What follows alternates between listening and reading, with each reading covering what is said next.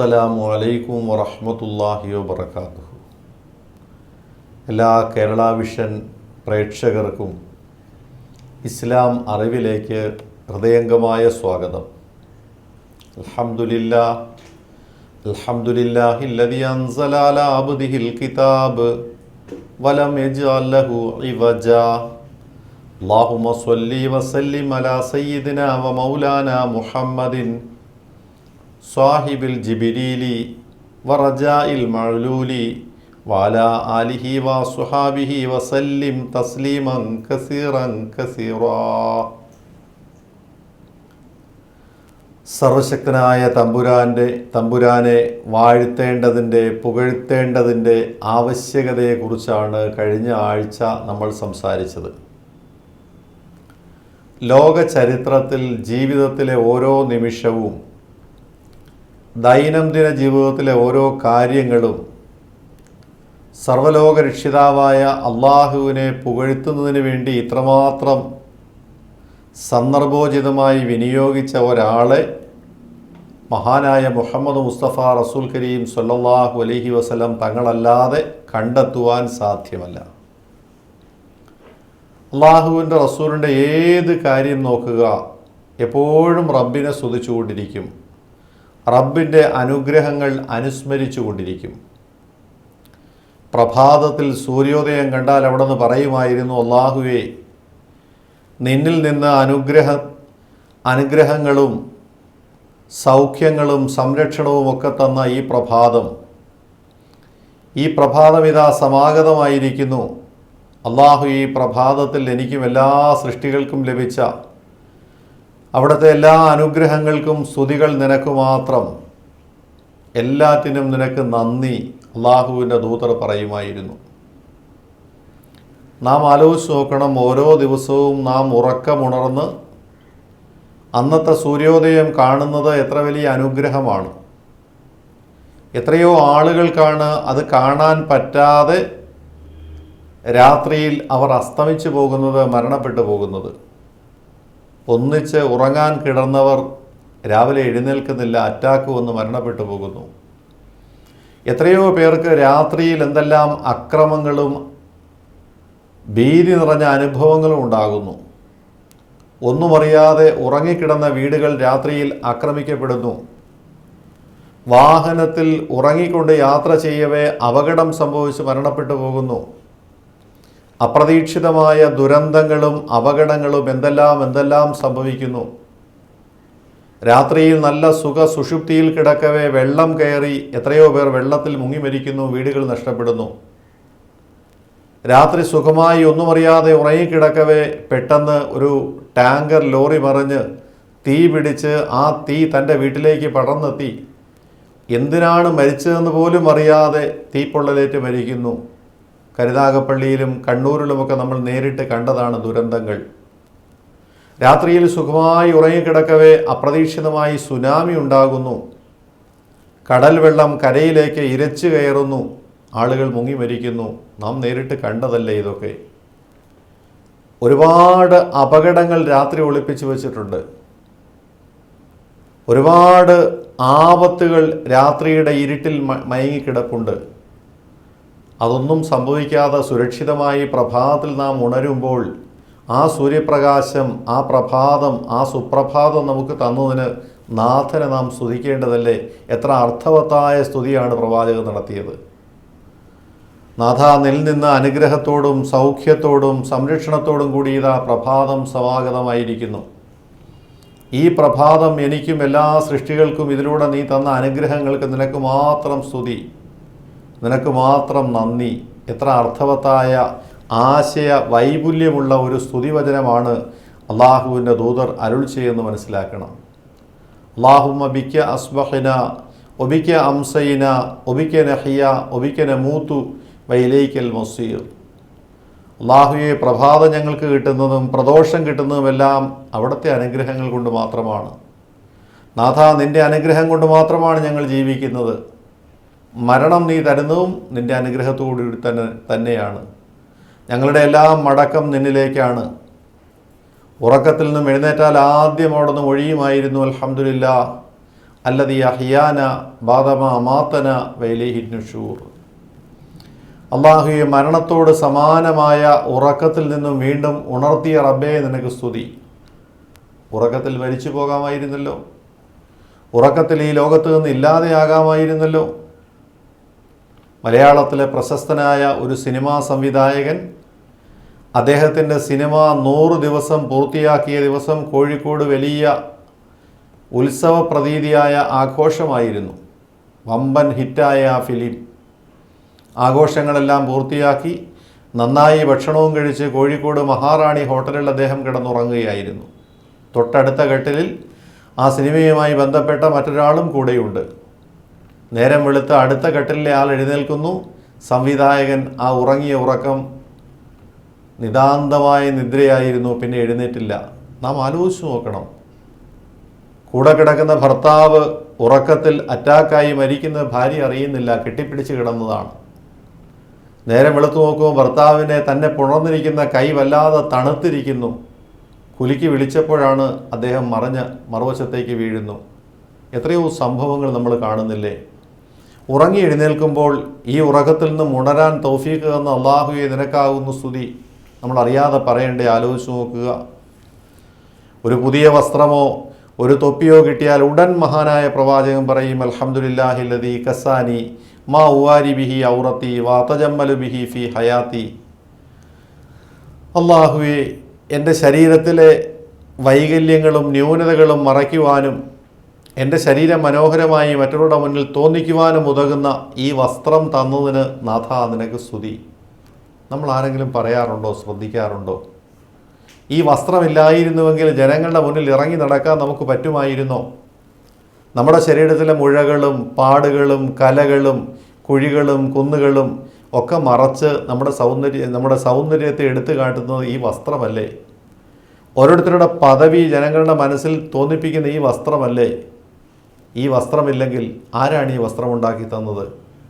എവിടെയൊക്കെ കിടന്ന തൊഴിലാളികൾ ഏതൊക്കെ തറിയിലെ നൂല്, ആ നൂലെല്ലാം കൊണ്ട് നെയ്തെടുത്ത് ഈ കളറെല്ലാം കൊടുത്ത് എത്രയോ കൈകളിലൂടെ മറഞ്ഞ് ഹോൾസെയിൽ കഴിഞ്ഞ് റീറ്റെയിൽ കഴിഞ്ഞ് നമ്മുടെ കയ്യിൽ ഈ വസ്ത്രം എത്തിച്ചേരുമ്പോൾ ഇത്രയും കരങ്ങൾ പാടുപെട്ട് നമുക്കുണ്ടാക്കി തന്ന ഈ വസ്ത്രത്തിന് അള്ളാഹുവിന് നന്ദി പറയേണ്ടേ? ആലോചിച്ച് നോക്കുക. ഒരു ഗ്ലാസ് തണുത്ത വെള്ളം ചൂട് സമയത്ത് കിട്ടിയാൽ മഹാനായ പ്രവാചകൻ ഉടൻ മൊഴിയുമായിരുന്നു, അല്ലാഹുവേ, അവിടുത്തെ പ്രത്യേക കാരുണ്യത്താൽ ഈ ജലം ശുദ്ധതും തെളിഞ്ഞതും തണുപ്പുള്ളതുമാക്കി നീ തന്നു അല്ലാഹുവേ. ഇതെങ്ങാനും ഉപ്പുവെള്ളമോ അല്ലെങ്കിൽ പുളിരസമോ കയ്പ് രസമോ ആയിരുന്നെങ്കിൽ ഞങ്ങൾ എന്ത് ചെയ്യുമായിരുന്നു? ഇറാഖിലെ, സിറിയയിലെ, അഫ്ഗാനിസ്ഥാനിലെ ആയിരങ്ങളെ ഓർത്തു നോക്കുക. അവർക്ക് നല്ല വെള്ളമില്ല, കുടിവെള്ളമില്ല.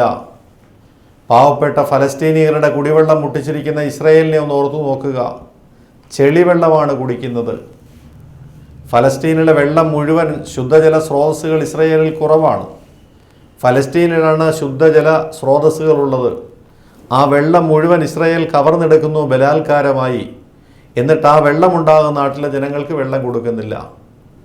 ഐക്യരാഷ്ട്ര സഭ പോലും ഇസ്രയേലിനോട് അഭ്യർത്ഥിച്ചിരിക്കുകയാണ്, അപേക്ഷിക്കുകയാണ് ഫലസ്തീനികൾക്ക് വെള്ളം കൊടുക്കാൻ. വെള്ളമില്ലാതെ ചെളിവെള്ളം കൊണ്ട് നാവ് നനയ്ക്കുന്ന, ദാഹമകറ്റുന്ന ഫലസ്തീനികളെ ഇറാഖിലെ, സിറിയയിലെ യുദ്ധം കൊണ്ട് തകർന്ന് നാമാവശേഷമായി ശുദ്ധജലം കിട്ടാതെ റഷ്യയുടെ ബോംബുകളേറ്റ് വിഷമയമായ വെള്ളം കുടിക്കുന്ന ആ പാവപ്പെട്ട ജനങ്ങളെ ഒന്ന് ഓർത്തു നോക്കുക. 44 നദികളാൽ സമൃദ്ധമായ നമ്മുടെ കേരളത്തിലെ ജനത ശുദ്ധജലം കുടിക്കുന്നു. ഒന്ന് ആലോചിച്ച് നോക്കുക. അള്ളാഹുവിനെ സ്തുതിക്കണ്ടേ? അള്ളാഹുവല്ലേ ഈ തരുന്നത്?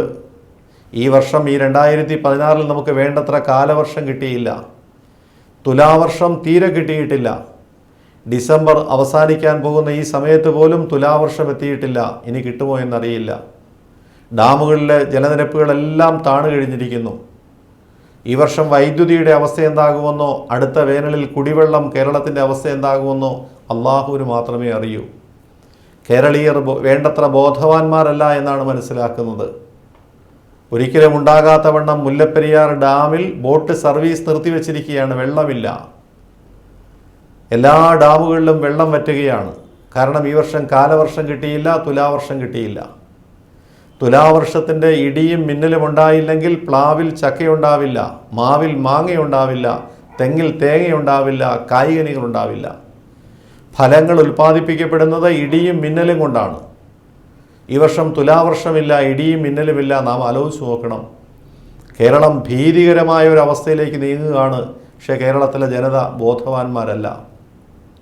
അള്ളാഹുവിനോട്, സർവശക്തനായ തമ്പുരാനോട് മുറിഞ്ഞു വീണ് കരഞ്ഞ് അള്ളാഹുവെ മഴ തരണേ എന്ന് ചോദിച്ചില്ലെങ്കിൽ ഈ വർഷം നമ്മുടെ കാര്യം വലിയ അപകടത്തിലാണ്. ചൂട് ക്രമാതീതമാകും, കുടിവെള്ളം കിട്ടാക്കനിയായിട്ട് മാറും. നമുക്ക് ഈ വെള്ളം തരുന്ന ആരാണ്? ഖുൽ അറഅയ്തും മിൻ അസ്ബഹ മാഉകും ഗൗറ ഫമൻ യഅതീകും ബിമാഇൻ മഈൻ. അള്ളാഹു ചോദിക്കുന്നുണ്ട് പരിശുദ്ധ ഖുർആനിൽ വല്ലാത്ത ഒരു ചോദ്യം. ജനങ്ങളെ, നിങ്ങൾ കുടിക്കുന്ന ഈ വെള്ളമുണ്ടല്ലോ, ആ ശുദ്ധജലമെങ്ങാനും നാം വറ്റിച്ച് കളഞ്ഞാൽ, നാം തരാതിരുന്നാൽ, ഫമൻ യഅതീകും ബിമാഇൻ മഈൻ, ശുദ്ധജലം നിങ്ങൾക്ക് ആരാണ് കൊണ്ടുവന്നു തരിക? ഏത് സർക്കാരിനാണ് വെള്ളം തരാൻ സാധ്യമാവുക? ആർക്കാണ് കുടിവെള്ളം തരാൻ സാധ്യമാവുക? ഈ വെള്ളം കുടിക്കുമ്പോൾ അള്ളാഹുവിനെ സ്തുതിക്കണ്ടേ? അള്ളാഹുവിനെ പുകഴ്ത്തണ്ടേ? ഒരു ഗ്ലാസ് ചായയോ ജ്യൂസോ വെള്ളമോ കുടിച്ചു കഴിയുമ്പോൾ അള്ളാഹുവെ തന്ന് നീ മാത്രമാണ്, നീ വെള്ളം തന്നില്ലെങ്കിൽ ഞങ്ങൾക്കിത് കിട്ടില്ലായിരുന്നു, അള്ളാഹുവിനെ സ്തുതിക്കണ്ടേ? മഹാനായ പ്രവാചകനെ നോക്കുക. വിസർജനം കഴിഞ്ഞ് പുറത്തു വന്നാൽ ഉടൻ പറയുമായിരുന്നു ഫുറാനക് അൽഹംദുലില്ലാ, അള്ളാഹുവെ മാപ്പ് തരണേ, എൻ്റെ ശരീരത്തിൻ്റെ അസ്വസ്ഥതയെ മാറ്റി തന്ന, എൻ്റെ വയറിന്, എൻ്റെ ശരീരത്തിന് സുഖവും ആശ്വാസവും തന്ന അള്ളാഹുവെ നിനക്കാകുന്നു സർവസ്തുതിയും. മനുഷ്യരെങ്ങാനും വിസർജന ആവശ്യം വന്നിട്ട് അതിന് കഴിയാതിരുന്നാലുള്ള അസ്വസ്ഥതയൊന്ന് ആലോചിച്ച് നോക്കുക. അകത്തേക്ക് പോയ ഭക്ഷണം അത് ദഹിച്ച് പുറത്തേക്ക് പോകാതിരുന്നാൽ മനുഷ്യനുണ്ടാകുന്ന ബുദ്ധിമുട്ടൊന്ന് ആലോചിച്ച് നോക്കുക. അള്ളാഹു അല്ലേ ഇതൊക്കെ ചെയ്യുന്നത്? നാം വല്ലതും ചെയ്യുന്നുണ്ടോ? നാം കഴിക്കുന്ന ഭക്ഷണം ദഹിപ്പിക്കുന്നത് നാം ആണോ? നാം കുടിക്കുന്ന വെള്ളം അത് നമ്മുടെ ശരീരത്തിന് ആവശ്യമുള്ളത് വലിച്ചെടുത്തിട്ട് ബാക്കി അശുദ്ധ വെള്ളം പുറത്തു കളയുന്നത് നാം ആണോ? ആലോചിച്ച് നോക്കുക. അള്ളാഹുവിനെ സ്തുതിക്കേണ്ടേ? പടച്ചവനെ സ്തുതിക്കേണ്ടതിൻ്റെ ആവശ്യകത മനസ്സിലാക്കുക.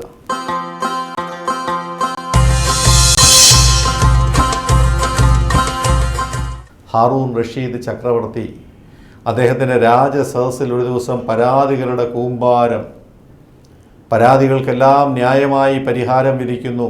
വാദിയെയും പ്രതിയെയും കേട്ട് ന്യായമായി അദ്ദേഹം പരാതിക്ക് എല്ലാം തീർപ്പ് കൽപ്പിക്കുന്നു. സദസ്സ് നീണ്ടുപോയി. രാജാവിന് വല്ലാത്ത ദാഹമുണ്ടായി. കടുത്ത ചൂടുള്ള സമയം. രാജാവ് ശുദ്ധജലം ആവശ്യപ്പെട്ടു. വെള്ളിപ്പാത്രത്തിൽ അദ്ദേഹത്തിന് ശുദ്ധജലം, തണുത്ത ജലം, പ്രത്യേക പദാർത്ഥങ്ങളൊക്കെ ഇട്ട് തണുപ്പിച്ച ഏറ്റവും ശുദ്ധമായ പാനീയം മഹാരാജാവിന് കൊണ്ടുവന്ന് വയ്ക്കപ്പെട്ടു. രാജാവ് ആർത്തിയോടെ ദാഹം ശമിപ്പിക്കാൻ ആ വെള്ളം എടുത്തു. വെള്ളം കയ്യിലെടുത്തതും സദസ്സിലുണ്ടായിരുന്നൊരു പണ്ഡിതൻ, അദ്ദേഹത്തിൻ്റെ പേര് ഇബ്നു സമ്മാക്ക് എന്നാണ്, മത്സ്യവ്യാപാരിയുടെ, മത്സ്യക്കച്ചവടക്കാരൻ്റെ മകനായിരുന്നു. പക്ഷേ പഠിച്ച് വലിയ പണ്ഡിതനായി മാറി. ഇറാഖിലെ അറിയപ്പെടുന്ന മഹാപണ്ഡിതനായി മാറി ഇബ്നു സമ്മാക്ക് റഹ്മഹുല്ലാ. അദ്ദേഹം എഴുന്നേറ്റ് നിന്നിട്ട് പറഞ്ഞു, മഹാരാജാവെ കുടിക്കരുത്, ഒരു ചോദ്യം ചോദിച്ചോട്ടെ, അത് കഴിഞ്ഞ് കുടിക്കുക. രാജാവ് പറഞ്ഞു, ഞാൻ വല്ലാതെ ദാഹിച്ചിരിക്കുകയാണ്, എനിക്ക് വെള്ളം അത്യന്താപേക്ഷിതമാണ്. അദ്ദേഹം പറഞ്ഞു, ആയിക്കോട്ടെ, ഞാൻ ഒറ്റ ചോദ്യം ചോദിച്ചിട്ട് താങ്കളത് കുടിച്ചുകൊള്ളുക. താങ്കൾക്ക് ഇതുപോലെ കടുത്ത ദാഹം സംഭവിച്ച ഒരു വേനൽക്കാലം, തൊണ്ട പൊട്ടി ഒരല്പം വെള്ളം കിട്ടിയില്ലെങ്കിൽ താങ്കൾ മരിക്കുമെന്നൊരവസ്ഥ, വെള്ളം കിട്ടിയേ പറ്റൂ. അങ്ങനെ ഇരിക്കുമ്പോൾ നോക്കുമ്പോൾ നാട്ടിലെങ്ങും വെള്ളമില്ല, ഇറാഖിലെങ്ങും വെള്ളമില്ല, പരിസരത്തെങ്ങും വെള്ളമില്ല. വെള്ളം കിട്ടാതെ മഹാരാജാവ് മരിക്കാൻ പോകുന്നുവെന്ന് വിചാരിക്കുക. ആ അവസരത്തിൽ അയൽ രാജ്യത്തിൽ നിന്നും ഒരാൾ വന്നിട്ട് പറഞ്ഞു, എൻ്റെ കയ്യിൽ കുറച്ച് നല്ല വെള്ളമുണ്ട്, അത് അങ്ങയ്ക്ക് തരാം, പകരം എനിക്ക് എന്ത് തരും എന്ന് ചോദിച്ചാൽ താങ്കൾ എന്ത് കൊടുക്കും? ഹാറൂൺ റഷീദ് പുഞ്ചിരിച്ചുകൊണ്ട് പറഞ്ഞു, നല്ല ചോദ്യം. ദാഹിച്ച് തൊണ്ടപൊട്ടായി മരിക്കാൻ പോകുന്ന അവസരത്തിൽ എനിക്ക് ആവശ്യത്തിന് ജലം ഒരുക്കം തന്നാൽ ഞാൻ എൻ്റെ രാജ്യത്തിൻ്റെ പകുതി അവൻ എഴുതി കൊടുക്കുമെന്ന് പറഞ്ഞു. കരമൊഴിവായി എഴുതി കൊടുത്തിട്ടെങ്കിലും ആ വെള്ളം വാങ്ങി ഞാൻ കുടിക്കും, ഇറാഖിൻ്റെ പകുതി വിട്ടുകൊടുക്കും അത്രേ. ഇബ്നു സമ്മാക്ക് പറഞ്ഞു, മഹാരാജാവെ കുടിക്കുക. രാജാവ് ആർത്തിയോടെ ആ വെള്ളം കുടിച്ചു. ദാഹജലം, പ്രത്യേക വസ്തുക്കളൊക്കെ ഇട്ട് തിളപ്പിച്ചാറ്റിയ ആ തണുത്ത ജലം മഹാരാജാവ് കുടിച്ചു. അദ്ദേഹത്തിന് ആശ്വാസമായി. കുടിച്ചിട്ട് അദ്ദേഹം നെടുവീർപ്പിട്ടപ്പോൾ ഇബ്നു സമ്മാക്ക് വീണ്ടും എഴുന്നേറ്റ് നിന്നിട്ട് പറഞ്ഞു, രാജാവെ ഒരു ചോദ്യം കൂടി. അമീറുൽ മുഅ്മിനീൻ ഒരു ചോദ്യം കൂടി ചോദിച്ചു കൊള്ളട്ടെ, താങ്കൾ ഇപ്പോൾ കുടിച്ച ഈ ജലം ഇത് പുറത്തേക്ക് പോകുന്നില്ല, മൂത്രം കെട്ടി നിൽക്കുകയാണ്, മൂത്രമൊഴിക്കാൻ കഴിയുന്നില്ല, താങ്കൾക്ക് വല്ലാത്ത വെപ്രാളം, മൂത്രമൊഴിച്ചേ പറ്റൂ, പക്ഷേ പുറത്തു പോകുന്നില്ല. അങ്ങനത്തെ ഒരു സംഭവമൊക്കെ ഉണ്ടാകുമല്ലോ. ഒന്നാലോചിച്ച് നോക്കുക. രാത്രിയാകുമ്പോൾ വാപ്പ അല്ലെങ്കിൽ ഉമ്മ, പ്രായമായ ആൾ കിടന്ന് നിലവിളിക്കുന്നു, ഞരങ്ങുന്നു, മൂളുന്നു. മക്കൾ ചെന്ന് ചോദിച്ചു എന്താണ് പ്രശ്നം? മൂത്രമൊഴിക്കാൻ പറ്റുന്നില്ല. എത്രയോ പുരുഷന്മാരും സ്ത്രീകളും മൂത്ര തടസ്സം കൊണ്ട് കഷ്ടപ്പെടുന്നവരുണ്ടെന്നറിയുമോ? പെട്ടെന്ന് വണ്ടി എടുക്കുന്നു, ഹോസ്പിറ്റലിൽ കൊണ്ടുപോകുന്നു. അവിടെ ചെന്നു ഡോക്ടേഴ്സ് പരിശോധിച്ചു, അതിൻ്റെ പ്രോസ്റ്റേറ്റ് അല്ലെങ്കിൽ അതിൻ്റെ ബുദ്ധിമുട്ട് മനസ്സിലാക്കി അതിനുള്ള ചികിത്സ കൊടുത്തു. ഏതാണ്ടൊരു അരമണിക്കൂർ കഴിഞ്ഞപ്പോൾ ആശ്വാസമായി. അടിവയറ്റിൽ കെട്ടിയിരുന്ന മൂത്രമെല്ലാം സുഖമായിട്ട് മൂത്രമൊഴിച്ചു പോയി, ആശ്വാസമായി. ഹോസ്പിറ്റലിൽ നിന്ന് വീട്ടിലേക്ക് കൊണ്ടുപോകാൻ പോയപ്പോൾ ഡോക്ടേഴ്സ് ബില്ല് കൊടുത്തു, 7,715 രൂപ. നാം മനസ്സിലാക്കണം, ഒന്ന് മൂത്രമൊഴിച്ചതിൻ്റെ ബില്ലാണ്. ഒരു ദിവസം എത്രയോ തവണ നാം യൂറിൻ പാസ് ചെയ്യുന്നു. ഇതിനെങ്ങാനും സർവശക്തനായ അള്ളാഹു ബില്ല് വെച്ചിരുന്നെങ്കിൽ, പണം ഈടാക്കിയിരുന്നെങ്കിൽ നമ്മുടെയൊക്കെ അവസ്ഥ എന്താണ്? ആവശ്യം വരുമ്പോൾ നമ്മൾ പോകുന്നു, നമ്മുടെ ആവശ്യം നിർവഹിക്കുന്നു, സുഗമമായി കാര്യങ്ങൾ നടക്കുന്നു. ഇതെങ്ങാനും വിസർജനമോ അല്ലെങ്കിൽ യൂറിനോ നമ്മുടെ വയറ്റിൽ കെട്ടി നിൽക്കുകയും നമ്മൾ പുറത്തേക്ക് പോകാത്ത ഒരവസ്ഥയും വിമ്മിഷ്ടവും വെപ്രാളവും അസ്വസ്ഥതയും ഉണ്ടായിരുന്നെങ്കിൽ നമ്മുടെ അവസ്ഥ എന്താകുമായിരുന്നു? ഓരോ തവണ മൂത്രമൊഴിക്കുന്നവനും ഒരു ബില്ല് കിട്ടിയിരുന്നെങ്കിൽ, ഒരു തവണ മൂത്രമൊഴിച്ചതിനൊരു ഹോസ്പിറ്റലുകാർ കൊടുത്ത ബില്ലാണ് 7,715 രൂപ. നാം ചിന്തിക്കണ്ടേ? അറിയാതെ സ്തുതിക്കണ്ടേ? ബാത്റൂമിൽ നിന്ന്, ടോയ്ലറ്റിൽ നിന്ന് പുറത്തു വന്നാൽ അള്ളാഹുവിനെ, തമ്പുരാനെ, അള്ളാഹുവെ നിനക്കാകുന്നു സ്തുതി, ഒരു ബുദ്ധിമുട്ടുമില്ലാതെ എൻ്റെ വയറ്റിലെ അസ്വസ്ഥത മാറ്റി തന്നു. മഹാനായ പ്രവാചകൻ്റെ വാക്കാണ്. ഉഫ്രാനക് അൽഹംദുലില്ലാഹില്ലദീ അദ്ഹബ അനിയല്ലദാ വാഫാനി. ആലോചിച്ച് നോക്കണം. ഇബ്നു സമ്മാക്ക് ചോദിച്ചു, മഹാരാജാവേ, മൂത്രമൊഴിക്കുന്നില്ല, അടിവയറ്റിൽ കെട്ടി നിൽക്കുന്നു, താങ്കൾ വെപ്രാളം കൊണ്ട് പുളയുന്നു, എന്ത് ചെയ്യും? താങ്കളുടെ രാജ്യത്തെ മുഴുവൻ വൈദ്യന്മാരും വന്നു ഇറാഖിലെ, അവരെല്ലാവരും പരിശോധിച്ചു, അവർ പരാജയപ്പെട്ടു പോകുന്നു, മൂത്രം പോകുന്നില്ല. അവസാനം അയൽ രാജ്യത്തിൽ നിന്നൊരു വൈദ്യന് വന്നു. അദ്ദേഹം പറഞ്ഞു, മഹാരാജാവിന് ഞാൻ മൂത്രമൊഴിപ്പിക്കാം, അദ്ദേഹത്തിൻ്റെ വിഷമം ഞാൻ മാറ്റിക്കൊടുക്കാം, പക്ഷേ എനിക്കെന്ത് തരും? എനിക്കെന്ത് തരുമെന്ന് ചോദിച്ചാൽ അങ്ങ് എന്ത് കൊടുക്കും? ഹാറൂൺ റഷീദ് ചിരിച്ചുകൊണ്ട് പറഞ്ഞു, എൻ്റെ രാജ്യത്തിൻ്റെ പകുതി ഞാൻ എഴുതി കൊടുക്കും. ഇബ്നു സമ്മാക്ക് കൈകൊട്ടി പൊട്ടിച്ചിരിച്ചു. അദ്ദേഹം പറഞ്ഞു, രാജാവ് ഒരു ഗ്ലാസ് വെള്ളം കുടിച്ചപ്പോൾ പകുതി രാജ്യം പോയി, അത് പെടുത്തപ്പോൾ, അത് പുറത്തു പോയപ്പോൾ ബാക്കി പകുതിയും പോയി. രാജാവ് പാപ്പരായി. ഒരു ഗ്ലാസ് വെള്ളം കുടിച്ചത് പുറത്തു പോയപ്പോൾ മഹാരാജാവ് രാജാവല്ലാതായിപ്പോയി, സ്ഥാനഭ്രഷ്ടനാക്കപ്പെട്ടു. ചിന്തിക്കണം, അള്ളാഹു തരുന്ന അനുഗ്രഹം എത്ര വലുതാണെന്ന് ആലോചിക്കണം. റഹ്മാനും റഹീമുമായ റബ്ബ് സുബ്ഹാനഹു വ തആല നമ്മളോട് കാട്ടുന്ന കാരുണ്യം എത്ര വലുതാണെന്ന് മനസ്സിലാക്കണമെന്ന് അദ്ദേഹം പറയുകയുണ്ടായി. നമുക്കൊക്കെ ഒരുപാട് ചിന്തിക്കാനുള്ള ഗുണപാഠമാണിത്. ഓരോ സന്ദർഭത്തിലും അള്ളാഹുവിനെ വാഴ്ത്തുക, ഓരോ സന്ദർഭത്തിലും അള്ളാഹുവിനെ പുകഴ്ത്തുക.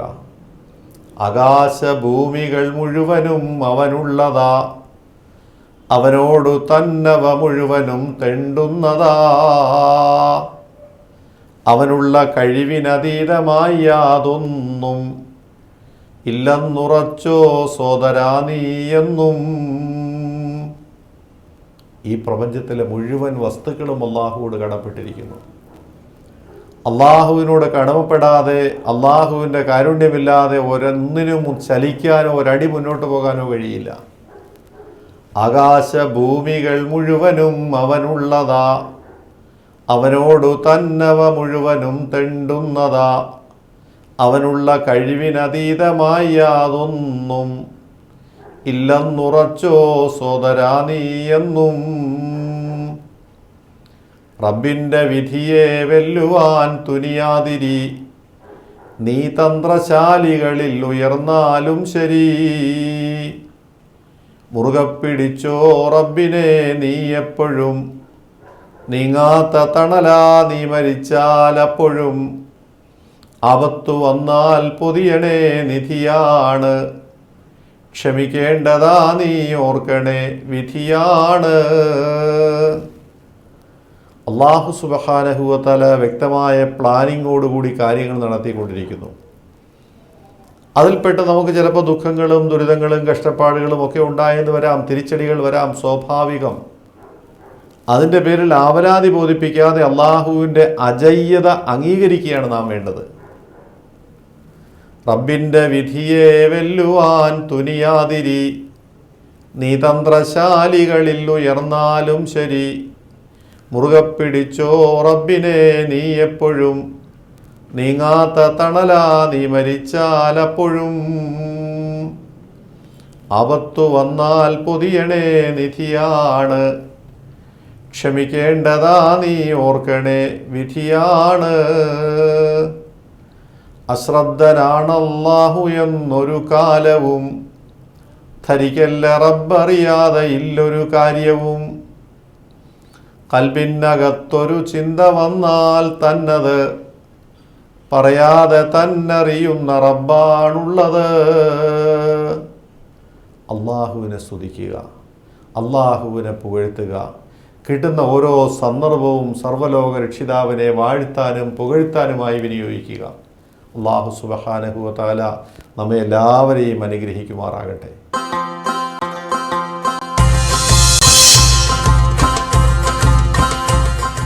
അൽഹംദുലില്ലാ, അള്ളാഹുവിൻ്റെ മഹത്തായ അനുഗ്രഹത്താൽ വരുന്ന മാർച്ച് മാസം 27-ാം തീയതി പരിശുദ്ധ ഉംറ കർമ്മത്തിന് ഈ വിനീതൻ യാത്രയാകുന്നുണ്ട്.